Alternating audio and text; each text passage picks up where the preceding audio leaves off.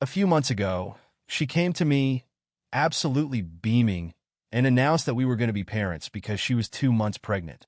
This blindsided me for two major reasons. First, when we started dating, we were both firmly on the same page about not wanting kids. Second, and most importantly, I am 100% sterile. Just to clarify, I don't mean that it would be difficult for me to have kids. I mean that I medically cannot have children. It was something I never brought up explicitly with her, mostly because we were both supposedly child-free, so it felt unnecessary.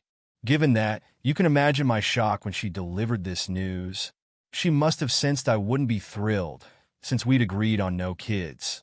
So she immediately started trying to sell me on the blessings of parenthood, saying we'd make wonderful parents, yada yada.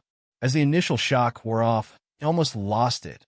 But I managed to keep my cool and told her that this was unexpected, reminded her of our earlier conversations about not wanting children, and said I needed some space to process everything. She didn't take that well at all. Instead, she tried to guilt-trip me and gave me the cold shoulder for the next few days. During that time, I came to a decision. If she was willing to deceive me like this, then I'd deceive her right back, until the baby was born.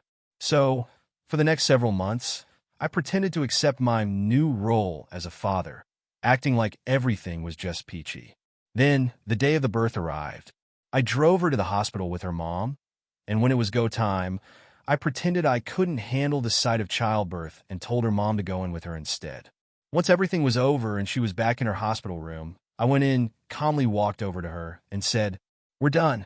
I never told you this, but I'm sterile, so there's no way this child is mine. I'll take a paternity test if you insist, but I already know the result. You can keep all the baby stuff we bought, but that's the last thing you'll get from me,